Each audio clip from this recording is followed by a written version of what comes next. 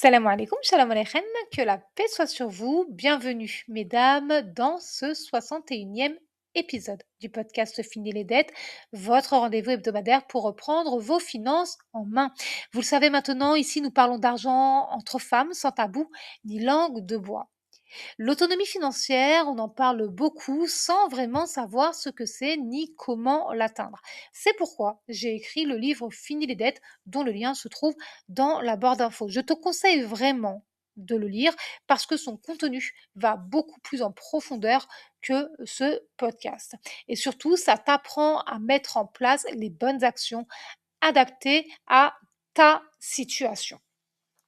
Dans cet épisode numéro 71 du podcast Fini les dettes, je partage avec toi 5 choses à savoir sur l'autonomie financière. Mais avant d'aller plus loin, avant de t'en dire plus, je me présente pour celles qui ne me connaissent pas encore. Je suis Malika de Riche, écrivaine, rentière dans l'immobilier, éco-responsable et stratège budgétaire. J'apprends l'argent aux femmes pour que cet outil ne soit jamais une arme qu'on retourne contre nous. Tu l'as compris, dans ce 71e épisode du podcast Fini les dettes, nous parlons de l'autonomie financière. Si cet épisode t'intéresse, installe-toi confortablement, abonne-toi si ce n'est pas encore fait, partage cet épisode à au moins une femme que tu connais. Je suis certaine qu'elle te remerciera et moi aussi. Ce 71e épisode, déjà 71e épisode du podcast Fini les dettes, est constitué de 3 parties. Partie 1, qu'est-ce que l'autonomie financière? Partie 2, 5 choses à savoir sur l'autonomie financière. Partie 3, bilan de l'épisode et défi de la semaine. C'est parti. Partie 1, qu'est-ce que l'autonomie financière? Comme je te l'explique dans mon livre Fini les dettes, je vais beaucoup te parler du livre Fini les dettes dans cet épisode. Comme je te l'explique donc dans mon livre Fini les dettes, l'autonomie financière est la capacité à subvenir à tes besoins essentiels sans dépendre financièrement d'une autre personne pour survivre. Concrètement, quand tu es financièrement autonome, tu es en mesure de faire plusieurs choses. Quand tu es financièrement autonome, tu es en mesure de payer ton logement. Tu es en mesure de payer ton alimentation. Tu es en mesure d'assumer tes charges. Tu es en mesure de faire face aux imprévus. Tu peux préparer ton avenir. Donc, l'autonomie financière, ce n'est pas être millionnaire, ce n'est pas vivre sans travailler, ce n'est pas ne pas dépendre de personne au sens absolu du terme. Tu peux être salarié et être financièrement autonome. Tu peux être TNS, c'est-à-dire travailleur non salarié, et être financièrement autonome. Et je t'en ai beaucoup parlé déjà. Tu peux ne percevoir que les aides sociales et être financièrement autonome. Comme je te l'explique dans mon livre Fini les dettes, peu importe d'où vient ton argent tant que c'est licite et que tu sais bien le gérer pour être financièrement autonome. Quel que soit le montant et la source de tes revenus, ce sont tes compétences financières qui font de toi une femme financièrement autonome. Tu dois garder en tête que l'absence d'autonomie financière te fragilise. À ce propos, selon l'INSEE, en France, les familles monoparentales, dont les chefs de famille sont majoritairement des femmes, on considère qu'elles sont 82%, les familles monoparentales donc ont un taux de pauvreté d'environ 2 fois plus élevé que la moyenne nationale. De son côté, le World Economic Forum rappelle que l'égalité économique complète entre les femmes et les hommes n'est pas encore atteinte, que ça mettrait plus d'un siècle à être atteint et que l'écart de participation économique reste significatif à l'échelle mondiale. C'est-à-dire que ça se voit, ça se voit gros comme le nez au milieu du visage, quoi. Passons maintenant voilà, j'avais envie de dire ça comme ça. Passons maintenant à la partie 2 de ce 71e épisode de Fini les dettes. Partie 2, 5 choses à savoir sur l'autonomie financière. Maintenant que nous avons défini ce qu'est l'autonomie financière, voici 5 choses très importantes à savoir sur cette autonomie. Premièrement, l'autonomie financière commence par la clarté. Tu ne peux pas être autonome si tu ne sais pas combien tu gagnes réellement. Si tu ne sais pas non plus combien d'argent tu dépenses, si tu ne sais pas combien tu dois d'argent, et si tu ne sais pas vraiment combien tu épargnes.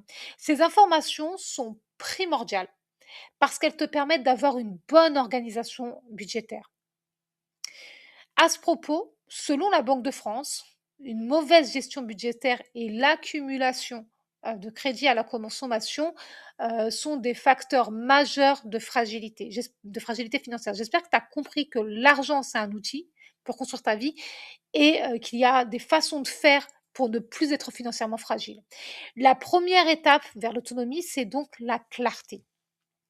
Deuxième chose à savoir sur l'autonomie financière repose sur des revenus stables ou diversifiés. Ce qui signifie que dépendre d'un seul revenu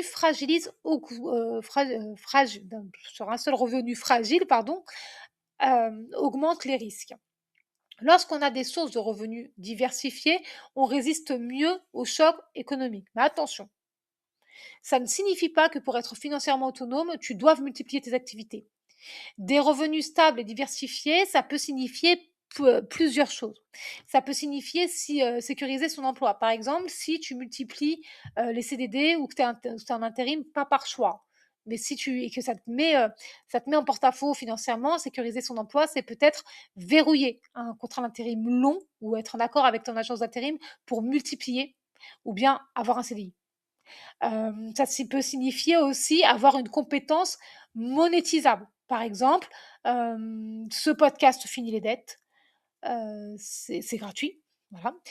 Mais je monétise mes compétences financières via le livre Fini les dettes et aussi via l'accompagnement de 3 mois Fini les dettes, 3 mois pour reprendre le contrôle de tes finances. Ça peut signifier aussi investir progressivement. Personnellement, j'investis même quand je ne gagne pas d'argent. Ce sera peut-être le sujet d'un prochain épisode de ce podcast. Et ça signifie aussi créer un revenu complémentaire. Troisième chose à savoir, l'épargne est un pilier incontournable de l'autonomie financière. Je ne cesserai jamais de le dire, sans épargne, pas d'autonomie. L'épargne, c'est ton filet de sécurité. D'ailleurs, la Banque de France montre que les ménages qui disposent d'une épargne sont beaucoup moins surexposés au surendettement que les autres. L'autonomie financière commence par une épargne de précaution, c'est la priorité, puis une épargne d'investissement, c'est une somme d'argent que tu vas constituer pour commencer à investir, puis une stratégie long terme. Donc c'est épargne de précaution, épargne d'investissement et stratégie, c'est le moment où tu vas décider dans quoi tu vas investir. Ça, là, ce sont des étapes. Ce n'est pas un saut dans le vide. Chose suivante à savoir sur l'autonomie financière, l'investissement accélère l'autonomie. Je sais que l'investissement peut faire peur, mais la réalité, c'est que l'investissement accélère l'autonomie.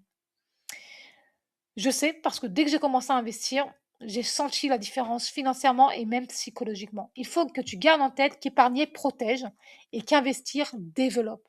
Épargner protège, investir développe. Selon l'OCDE, qui est l'Organisation de coopération et de développement économique, les personnes ayant un niveau plus élevé de littératie financière, donc qui ont plus de connaissances en finance, investissent davantage et accumulent plus de matrimoine à long terme. Pour rappel, investir peut prendre différentes formes. Immobilier, marché financier, entrepreneuriat, formation. D'ailleurs, pour t'expliquer ce que j'entends par là, quand tu achètes mon livre Fini les dettes, tu investis dans ton niveau d'éducation financière. Tu apprends l'argent, tu investis dans ton niveau de littératie financière.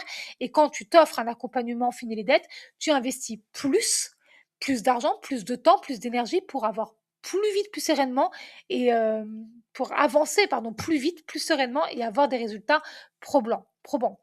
Heu, voilà, ça c'était pour t'expliquer.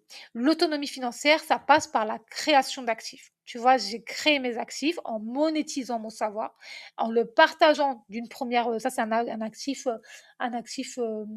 durable, ce podcast et j'ai aussi des actifs, financiers grâce à mon livre et à mon accompagnement. L'autonomie financière, et je viens de t'en parler il y a quelques secondes, est aussi mentale. C'est un point crucial, mais qu'on oublie trop souvent. Une femme, pardon, excuse-moi. Une femme peut gagner convenablement sa vie et rester dépendante psychologiquement. L'autonomie financière, c'est aussi savoir prendre une décision importante seule.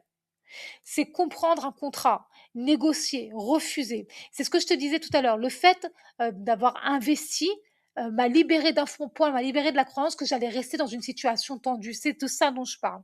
L'OCDE souligne que la confiance financière influence directement la prise de décision économique. En clair, plus tu comprends, plus tu oses. Passons maintenant à la partie 3 de cet épisode, bilan de l'épisode et défi de la semaine. Cet épisode a été très très rapide, très très succinct et voici les 5 choses à retenir de ce 71e épisode du podcast Fini les dettes. Petit 1, l'autonomie financière ne signifie pas richesse extrême. C'est pas parce que tu es un ultra riche ou une ultra riche que tu es financièrement autonome. Petit 2, l'autonomie financière commence par la clarté budgétaire. Petit 3, elle repose sur des revenus sécurisés ou diversifiés. Petit 4, l'épargne et l'investissement sont indispensables, mais ils se construisent avec le temps. C'est pas un before-after d'Instagram, la vie. Tu construis ton épargne, plus une épargne d'investissement, c'est-à-dire ton épargne de précaution, de sécurité, ton filet de sécurité, puis une épargne d'investissement, puis tu investis avec cette épargne. Comme ça, tu n'empruntes pas d'argent. Cinquième chose à savoir, elle est autant mentale que financière. Pour le défi de la semaine, je te propose de suivre ces 3 étapes. Petit 1, dans ton carnet, note précisément tes charges essentielles mensuelles. Petit 2, vérifie combien de mois tu pourrais tenir sans revenu. Petit 3, identifie une action concrète pour renforcer ton autonomie. C'est vraiment du concret. Soit augmenter une compétence, soit réduire une dépense, soit commencer une épargne, soit te former financièrement. L'autonomie, l'autonomie financière, ce n'est pas un slogan. L'autonomie financière, c'est une construction et ça se fait étape par étape. Cet épisode numéro 71 du podcast Fini les dettes est maintenant terminé. Pour aller plus loin, je t'invite à découvrir mon livre Fini les dettes, le seul livre de la francophonie qui t'apprend tout ce que tu as à savoir sur l'argent pour bâtir la vie à laquelle tu aspires. Tu trouveras le lien d'achat direct dans la barre d'infos. On se retrouve ici même mardi prochain à 14 h. En attendant, prends grand soin de toi et de tes finances et n'oublie pas, la réussite est entre tes mains. Bye bye!